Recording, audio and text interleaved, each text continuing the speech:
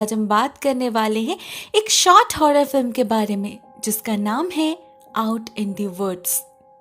इस कहानी की शुरुआत होती है एक अंधेरे रात से, जब हम एक हुडेड व्यक्ति को देखते हैं हाथ में कुल्हाड़ी लेकर ग्रेवयार्ड की तरफ जाते हुए। वो किसी थॉमस स्पेंसर नाम के ग्रेव के सामने जाकर रुक जाता है और फिर कुल्हाड़ी से खुदाई करना स्टार्ट करता है। ज्यादा वक्त नहीं लगता उसे। कुछ ही देर में कॉफिन बाहर निकल आती है और अंदर दिखाई देती है एक यंग लड़के की लाश। अगले सीन में हम पहुंच जाते हैं इसी लड़के के फ्यूनरल में। हमें पता चलता है वो जो आदमी उसके ग्रेव की डिगिंग कर रहा था वो असल में इसी लड़के का पिता है। उसका नाम है मिस्टर लुइस स्पेंसर और वो सीन असल में एक सपना है जो थॉमस के गुजर जाने के बाद से ही लुइस को परेशान कर रहा है। वो ऑलरेडी बहुत ही ज्यादा अपसेट है। अपने बेटे में जान बसती थी उसकी, इस गम को वो कैसे भुलाए। ऊपर से ये भयानक सपना हर रात उसके नींद को खराब कर रहा था। वो समझ नहीं पाता इसका मतलब क्या है, वो ऐसा सपना क्यों देख रहा है। वो तो ऐसा कुछ सोचता भी नहीं।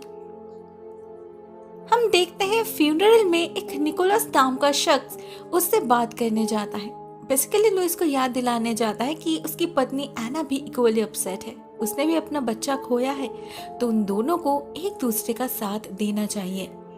एक बहुत ही फ्रेंडली रिमाइंडर था ये, मगर लुइस इस बात पर बहुत ही ज्यादा भड़क जाता है, नेगेटिवली रिएक्ट करता है, डायरेक्टली निकोलस को वहां से जाने के लिए कह देता है। असल में उसे किसी से बात करने का मन नहीं था, किसी को सहन नहीं कर पा रहा था वो। निकोलस बुरा नहीं मानता उसके बातों का। वो लुइस को बचपन से जानता है, उसके पिता के करीबी दोस्त हुआ करते थे वो, और इसीलिए लुइस को लेकर उन्हें ज्यादा टेंशन हो रही है। उसकी फैमिली हिस्ट्री, चाइल्डहुड ट्रॉमा, इन सब के बारे में उनसे ज्यादा कौन जानता है। उन्हें पता है लुइस कितना इमोशनल है, ऐसे सिचुएशन में कितना वल्नरेबल हो जाते हैं वो। तो निकोलस जाते हैं एना से बात करने, उसे लुइस पर नजर रखने के लिए कहते हैं। और इसी बातचीत के दौरान हमें लुइस के बारे में कुछ ऐसे डिटेल्स मिलते हैं जिससे हम समझ पाते हैं निकोलस को उसे लेकर इतना टेंशन क्यों हो रहा। असल में लुइस का चाइल्डहुड काफी डिस्टर्ब्ड रहा। वो जब बहुत छोटा था तब किसी ने उसकी माँ का खून कर दिया था। इस हादसे का बहुत गहरा असर पड़ा था लुइस पर। कई सालों तक वो ट्रॉमेटाइज्ड रहा, कमरे से बाहर तक नहीं निकलता था। आज का दिन भी उसके लिए क्वाइट सिमिलर है। निकोलस को डर है अगर इसके वजह से उसके वो मेमोरीज फिर से ट्रिगर हो गए तो फिर से उनसे रिकवर करना उसके लिए इम्पॉसिबल हो जाएगा, और अगर वैसा हुआ तो उसका असर भयानक हो सकता है। एना को लुइस के फैमिली के बारे में ज्यादा जानकारी तो नहीं है क्योंकि लुइस अपने अतीत को शेयर करना पसंद नहीं करता, मगर उसे जितना नॉलेज है उससे वो समझ पा रही थी निकोलस किस तरफ इंडिकेट कर रहे हैं। लुइस के फादर की तरफ। अपनी पत्नी को खोने के बाद उन्हें कुछ हो गया था। क्या? वो ना एना को क्लियरली पता है ना हमें पता चलता है, मगर वो श्योर है लुइस उनकी तरह नहीं है, उसे कुछ नहीं होगा। मगर वो गलत थी, जिसका सबूत हमें अगले सीन में ही मिल जाता है जब हम लुइस को देखते हैं फ्रस्ट्रेशन और डिप्रेशन के अंधकार में डूबते हुए। वो बहुत ही ज्यादा लोनली फील कर रहा था। सबके बीच रहकर भी उसे ऐसा फील हो रहा था जैसे कोई नहीं है, बिल्कुल अकेला है वो। ऐसे में अचानक उसे एक आवाज सुनाई देती है, एक बहुत ही भारी आवाज, जिसे वो बचपन से ही सुनता आ रहा है लेकिन कभी उस पर गौर नहीं किया। वक्त के साथ साथ वो आवाज तेज होती गई और आज ऐसी हालत हो चुकी है कि उससे भाग पाना लुइस के लिए नामुमकिन बन चुका है। लुइस देखता है वो एक बंद कमरे में पहुंच चुका है जिसके खिड़की पे ताला लगा हुआ है। दरवाजा तो दिख भी नहीं रहा, मतलब वो भागना चाहे भी तो भाग नहीं पाएगा। उसे समझ नहीं आता ये आवाज कहां से आ रही है, उसके दिमाग से या पाताल के गहराई से। वो लुइस से कहता है कि वो एक बहुत ही भला इंसान है लेकिन उसके आसपास के लोग बुरे हैं। उसके पिता, एना, सभी, उन्हीं के लिए आज उसे इतना भुगतना पड़ रहा है। एना के लापरवाही के लिए ही तो उसे थॉमस को खोना पड़ा। दोषी वो है लेकिन सफर लुइस कह रहा है। ये तो नाइंसाफी है ना। और उसके पिता ने क्या किया था वो तो उसे याद ही होगा। उस बार लुइस कुछ नहीं कर पाया, मगर इस बार वो हालत को बदल सकता है। वो अगर चाहे तो अपने बेटे को वापस ला सकता है वो, लेकिन उसके लिए उसके पास बस 2 दिन है। उसके बाद और कुछ नहीं बदल सकता। लुइस को जल्दी सोचना होगा, जल्दी डिसीजन लेना होगा। अगर उसका जवाब हाँ रहा तो उसे कुछ काम करने होंगे। सबसे पहले रात के 12 बजे के बाद कब्रिस्तान जाकर थॉमस के लाश को खोदकर बाहर निकालना होगा।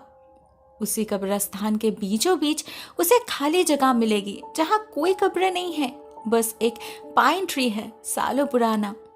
लुइस को उसके पास ही एक शैलो ग्रेव डिग करनी है और थॉमस के लाश को उसके अंदर डाल के मिट्टी से कवर कर देना है, बहुत ही हल्के हाथों से। मगर इससे पहले उसे कुछ और काम भी करने होंगे। थॉमस के मुंह को एक बर्ड से सील करना होगा। लुइस समझ नहीं पाता कौन सा बर्ड, इतनी रात वहां उसे कौन सी बर्ड मिलेगी। इसके जवाब में उसके सामने एक प्लेट आ जाता है जिसके ऊपर एक डेड बर्ड था। उसे इसी बर्ड को थॉमस के मुंह में डालना होगा, मगर उससे पहले उसे खुद खाना होगा इस चीज को। लुइस को तो देखकर ही घिन आ रही थी, मगर अपने बेटे के लिए वो कुछ भी कर सकता है।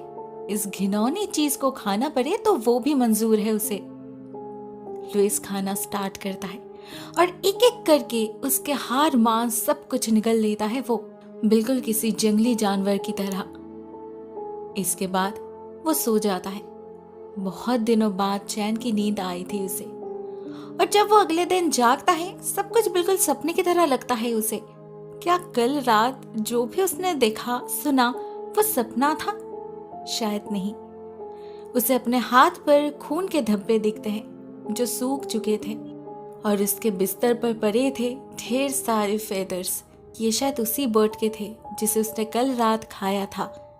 मतलब वो सब सच था। इस रियलाइजेशन के साथ साथ ही डर और घिन से कांप उठता है लुइस। पहला स्टेप तो वो ले चुका था, शायद अनजाने में ही, लेकिन बाकी के स्टेप्स क्या वो कवर कर पाएगा? कश्मकश में पड़ जाता है लुइस।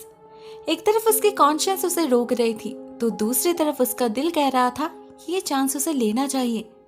बहुत ही टॉर्मेंटेड फील कर रहा था वो। ऑन द अदर हैंड, एना सच्चाई को एक्सेप्ट करके आगे बढ़ने की कोशिश कर रही थी। वो मान चुकी थी थॉमस और कभी वापस नहीं आ सकता। उसका सफर यहीं तक था। इस एक्सेप्टेंस के साथ, इस एक्सेप्टेंस के कारण एना बहुत ही काम एंड कंपोज्ड रह पा रही थी, जो लुइस से सहन नहीं हो रहा था। उसे गुस्सा आ रहा था, बहुत ज्यादा गुस्सा। क्या एना को कोई फर्क नहीं पड़ा? क्या उसे कोई तकलीफ नहीं हो रही?